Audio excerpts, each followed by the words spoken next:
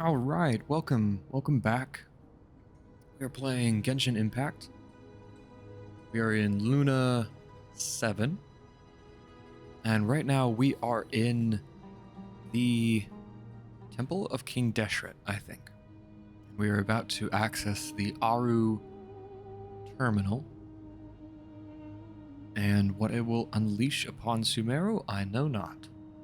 So, let's see what happens.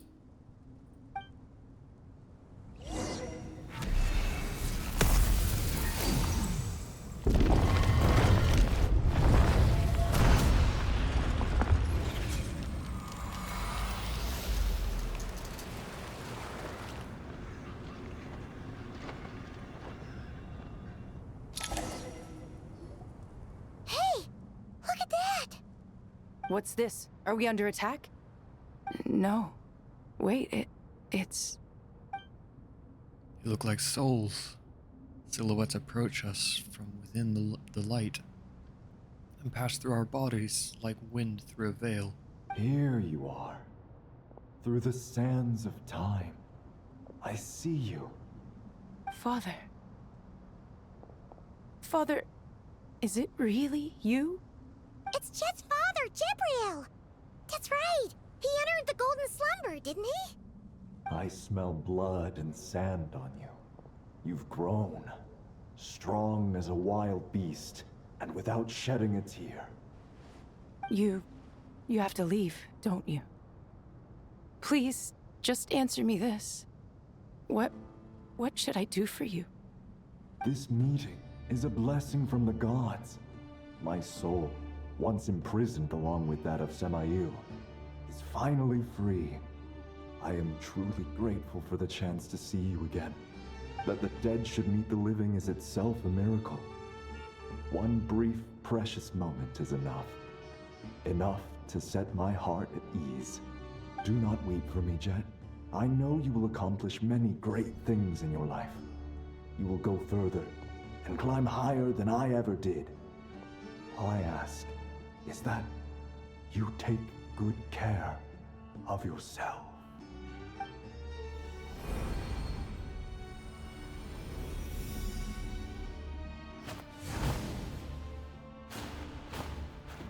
Father!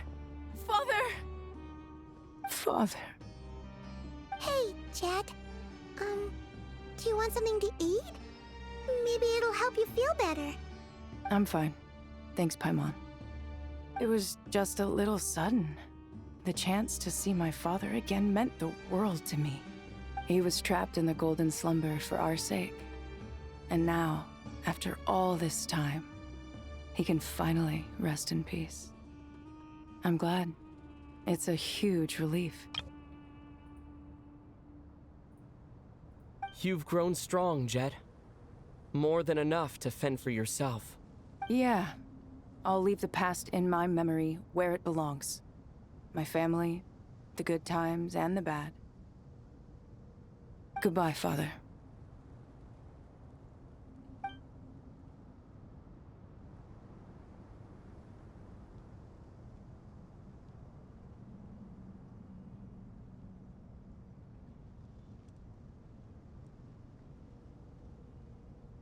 Ah, me, what a touching reunion that was.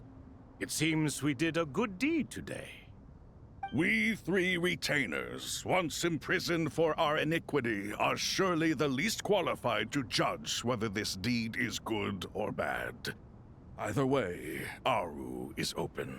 Now you have your opportunity, and with it, whatever trouble may ensue. Although Aru was created by a god, human craftsmanship was nevertheless required to build the gate that connects it to this world. Perhaps the relationship between gods and humanity follows a similar principle. As for your proposed renovations, we cannot determine which functions to keep or discard. Proceed as you see fit, but please entrust the task to your most accomplished scholars, or Bennu will be most displeased. It matters not. The Ibis King shall be accountable if any problems arise. Ibis, you chose to take on disciples. And so it follows that you must accept the risks of associating with humans. If I'd known you'd be like this, I would have locked all of you away in Aru, never to leave again for all eternity. All of us? What does this have to do with me? Vilify me no further. Scholars, since you have liberated Aru, allow me to present you with a gift. Using Aru's power, we shall install a defense mechanism at our king's mausoleum. You must be guarded even against Irminsul itself. This shall afford you some convenience. Unseen and unheard, from this moment forth, none may by sight or hearing perceive anything said or done within the mausoleum. Amazing. And all this is achieved just with the power of Aru? With technology from the heavens, the possibilities are endless. Just because King Deshret did not use it for this purpose does not mean that it cannot be done. So, marvel away. This is the reward you have earned. All right. Well, that resolves the issue of confidentiality. What about the technical side? Do we have the manpower? Why, yes. I've already contacted them. They'll be here soon. It all falls to emptiness.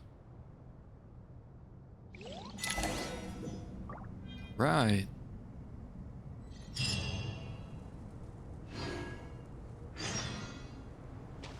The research to arrive. How are we doing on time? Oh, we just started, I think. 6 minutes. Perfect. Oh, man. This is a long story so far. Although you guys are watching it in split sections, I've taken an afternoon to do all this. Hello, Lilipar. As I thought, the so-called 7 pillars of King Deshret are as underwhelming as ever. What do you mean? Not a fan of the boys' club? As men, as individuals, and even as gods, they are entirely undeserving of my attention. Al-Akhmar once commanded me to select a king from among the people, so naturally my eyes will open only for one who is worthy. Ugh. Can we talk about something else? It all sounds pretty complicated, and I haven't read that many storybooks. You think this is a mere story? Well, many would also say that the journey you shared with your father is not but a tale. My life, your life, they are nothing but stories. Little girl, it appears that you really have grown. In the past, you would have flown into a blind rage at my words, but now you are unperturbed. Oh, it's nothing. I just feel like you're right. Getting all pissed at someone for telling the truth is pointless. It only makes me look petty. This alone is proof enough of your growth. You're doing well, my dear girl. You're becoming ever stronger. Strong enough to defend the people and things you hold dear. You think so? I hope you're right. Nice. Good character development. Now, Ibis Kings. Ibis Croc and Ram, I think? This is such a weird moment. I mean, come on. Seeing these guys like this? It's weird. This was literally just a random side quest months and months ago, and seeing them all here now is weird, very weird. Ah, fresh air. A wondrous feeling. Naturally. I have a sudden urge to stretch my legs. Can anyone recommend a suitable leisure activity? I might have had some recommendations for you were this the past, but here and now, for someone who has just left prison, there could be no greater joy than simply being outside of it at last. I could not agree more. I wonder what they'll do after all this is wrapped up. I mean, seriously. Also, these NPC designs is amazing. Well done. Well done, whoever did that. Oh, lovely. I get to talk to NPCs again. Hello, everybody. Ever? You must be Sethos, the successor to the Temple of Silence. Hello. Yup. That's me. Nefer, right? That's what I heard the others calling you. Judging by your outfit, I'm guessing you come from the desert too? That's right. Started off in the desert, went to the rainforest, then went from there to Nodcry, where I work as an intel broker. Huh. Well, this is interesting. You don't seem to talk about yourself all that much. Yet here you are, volunteering your life story to me. However abridged. Maybe I'm looking to make some new friends. I like making friends too. I'm easier to talk to than Sino and a little more streetwise than Tainari. Which is why you came over this way, giving me the chance to strike up a conversation with you. Was I that obvious? I think you did fine. You were mindful of my attitude and hoped to lure me in through sentiment. Lure you in isn't exactly how I'd put it. I see it more as an invitation. An invitation to what? To put down your luggage. Lay down your burdens. To return to your homeland. And be truly welcome in the place you once felt so estranged from. You're a more interesting heir to Bamun than I was expecting. Since you're familiar with my grandfather, I'll assume you're aware of our situation. I'd like to make friends with you. And I think you'd be a great asset to us. Not to mention the power you and I both hold. Originally belonged to the same organization. Aha. There we go. Now we're getting somewhere. Interesting talk. Alright. Last but not least, the pun guys. Do you hear that? Sounds like your teacher is scolding mine. Huh. Classic. Did you see her? She's a former Vahumana student who dropped out of the academia and went to Nodcry to work as an intel broker. There's more to her than meets the eye. How can you tell? Do the Matra have information on her? Some, but nothing telling. I'm basing it on the fact that she seems to be an expert liar. She can fool many with her words. A sixth sense for liars after investigating so many of them, I take it? Yep. What about you? What do you make of her? A little earlier, in the corner, I noticed she gave some supplies to Jet and had her deliver them to the main group. She's meticulous and highly observant. Besides, what was it you said? Making it to the top is no easy feat in any profession. Anyone who's at the top of their game has to have some sort of edge over others. It's true, but she's not the only one at the top of her game. I also am, and so are you. Sure, but what's to guarantee she won't overhear us talking about her? Don't worry, I have my methods. Sethos is distracting her. Ah, I see. Good point. Alright, let's get this party started.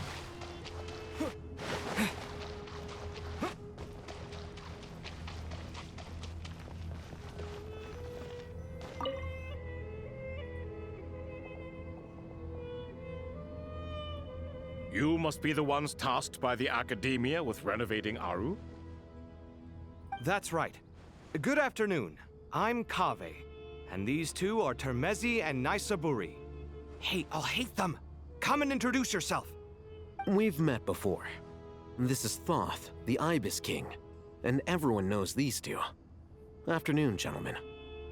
I've only ever seen these two in murals! Ah, the paintings in the temple. They show us chatting, playing cards, playing chess. Precisely the activities we most enjoy, funnily enough. No, only you enjoy playing chess. We were just humoring you. I wouldn't go that far. Back to the matter at hand. A preliminary assessment by the Academia indicates that this project requires expertise in various disciplines, including the deciphering of ancient texts, mechanical engineering, the restoration of ancient ruins, and elemental theory. The most capable minds in their respective fields are here before you. If there are no objections, we'd like to begin our work. The artisans who built Aru for Al-Ahmar gave their very lives to create this splendid work. Follow their example by giving your utmost devotion to this project. I didn't know that. We'll do our best, of course, but we certainly won't be sacrificing our lives. Such brazen words. Humans these days are a far cry from their ancestors. What little respect you show for King Deshret. No, that's not what he meant. Please, don't mind him. He shares your sentiments, just not your, penchant for hyperbole. Assuming that's what you were going for? I just think it's important to manage expectations. Forgive my lack of courtesy, but we simply can't sacrifice our lives to the gods on completion of the project like people in the legends of old. Here's a first draft of the project proposal for your perusal. Please let us know if you have any requests. Normally, I'd have made it look a lot more visually appealing, but we were really pressed for time on this occasion. I hope you'll forgive me if it's a little rough around the edges. Naturally. If my fellow ministers deem this meager display of respect sufficient, I suppose I can consider agreeing to their proposal. Why are you so preoccupied with the ostentatious displays of respect to Al-Ahmar? We should be trying to make things easy for them. You never know. We might have to rely on these young people to look after us in our old age. Exactly. This is Aru's mainframe. Be reminded to use it with great caution. We certainly will. Thank you for your assistance. I love that these are basically the two parties of bickering, the two flatmates, and then technically the other flatmates. They were possessed into one body at one point. You may attempt to lay out punishment should you so desire, though I'm afraid it would be futile. You and I both know that certain components of Aru can only be operated by humans. King Deshret always believed in humanity. Still, the reason that Aru's modules are designed that way is not so much because he trusted them, but more because he was wary of you. Is that true? No wonder human artisans helped to build Aru then. He actually required human assistance to create his greatest work. Naturally. Have you noticed that the Goat King keeps giving superficial responses? It's like he's just going through the motions and leaving the real debate to his colleagues. He understands the art of perfunctory speech. That's what earned him his position as the Minister of Ministers. It seems the rumors about King Deshret being a poor judge of character are baseless after all. Of course, Al-Haytham would think that. Excuse me for being blunt, but it sounds suspiciously like you're putting yourself on a pedestal and mocking me. You're mistaken. And while there's nothing strictly wrong with making every conversation about yourself, it's not exactly a positive tendency either. You? Whatever. I knew it'd be like this working with you. All right, let me past. I need to look at this console. It's your job to activate it after all. Let's begin. Everyone, please proceed with the external checks and preparations as per the procedures outlined in the engineering plan.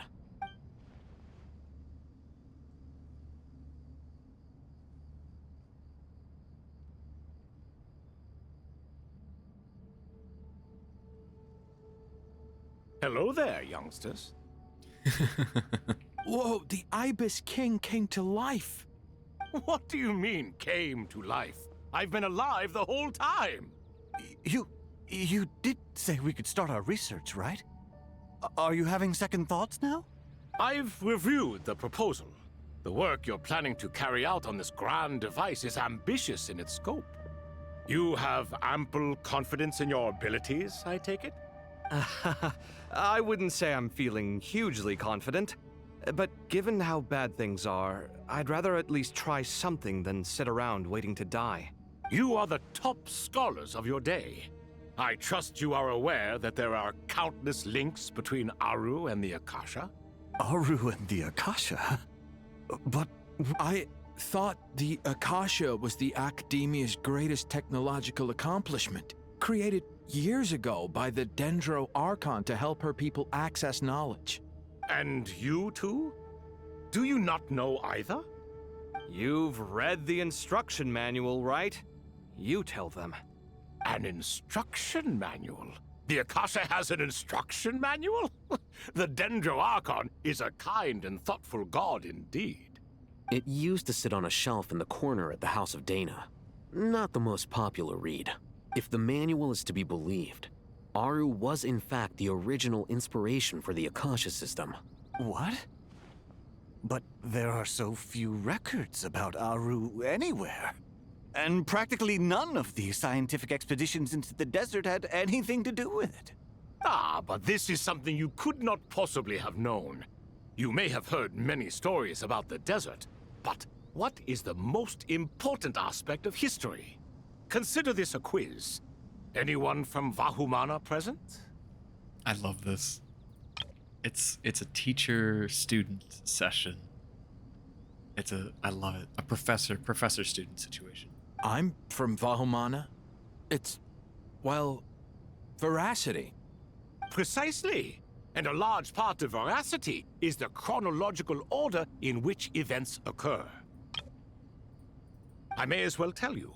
In the beginning, Nabu Malikata, the goddess of flowers, descended upon Sumeru. The glory of the heaven was within her. She brought life, oases, and knowledge to this land. Then she created the Jinn, enlightened them, and ordered them to serve her. Two other gods also walked upon this land where wisdom flowed in abundance, and the three met beneath the great green trees. It was the first and greatest alliance. We should speak with reverence of this covenant between the three, which transcended both time and life. For they promised that in Sumeru, wisdom would be shared with all. All the great changes in Sumeru's history began with the goddess of flowers. For King Deshret's sake, she pried into the secrets of Celestia, and for this was burned to ashes by the flames of wrath. So grieved was King Deshret by her passing that he lost all interest in state affairs and devoted himself instead to the knowledge that she had brought back. It was after learning of the technology from that floating island in the sky that he first conceived of Aru. And so, I wonder if the that's not Akasha Len. was inspired by Aru, while the basis for Aru itself came from Celestia's technology. Oh, never mind. Well, if the two share a common technological Celestia. origin, then connecting one system to the other is an entirely feasible idea. Unbelievable. Have you no reverence at all for celestial technology? No, I do, but there's no time for that. The schedule is too tight. Blame it on the deadline. Perhaps you could try coming up with our cutoff dates. You know what it's like having to turn around 5 different drafts in one day? I wouldn't wish it on my worst enemy. Yeah, also, Sir Ibis King, you don't plan on getting directly involved at all, do you? Yes, well, you strike us more as having come to give a popular science lecture. Or, wait, does this count as more of a first-hand witness statement? Neither. Anyway, this sounds like far too much work for me. Still, if Aru is so powerful, why didn't King Deshret use it for more ambitious ends? Because it was never fully completed. King Deshret had grand plans, but he perished before they could come to fruition. In the beginning, his wish was to create something that could rival the very world itself. The Lord of Flowers sacrificed everything for that ambition. What he desired, she bestowed, and thus was knowledge brought into the world. Her courage and sacrifice had to be honored with the most splendid of monuments, or King Deshret would surely have deemed it a grave injustice. What's up with the lizard? And that monument, built from knowledge and technology, etched with a sacrificial and courageous love, even in its unfinished form, it deserves to be treasured. At that time, King Deshret said the following to the Lord of Dendro. Since we share an eternal covenant, I shall never be your enemy. Hence, the fruit of wisdom from the heavens is not to be devoured. Remember, it is not that I lack the power to become the enemy of wisdom. Yet you and she have taught me much and shown me kindness. For this, I cherish you both. In the end, Aru was only used to store a portion of the souls. It was but a primitive form of the masterwork the king had envisaged. His final hope for Aru was to return to the past, when she yet lived. So the point you're making is, King Deshret was both powerful and ambitious, and he only ceased his imperious ways out of affection for the goddess of flowers and the Dendro Archon. You could see this as an act of mercy, but you could also see it as the sentiments that lay between these three gods placing constraints on him. This was, after all, the foundation of the alliance between them. This explains why Aru was both a prison and a monument, and why the answer to the three questions was time. You have to be careful who you get involved with, or you invite all manner of misfortune. This is as true for gods as it is for humans. Love is the same. It is both a prison and a monument. All right, let us pause the story here for now. Seeing as you've been so diligent, I'll offer a little help. Who's in charge again? Is it you two? Ah, yes, me and him. Now then, close your eyes. Wisdom hides in the space between the tangible and the intangible. It is to convey the incommunicable through the simplest of mediums. By the power of King Deshret, I shall grant you a glimpse into the unseen secrets that lie at the threshold of existence.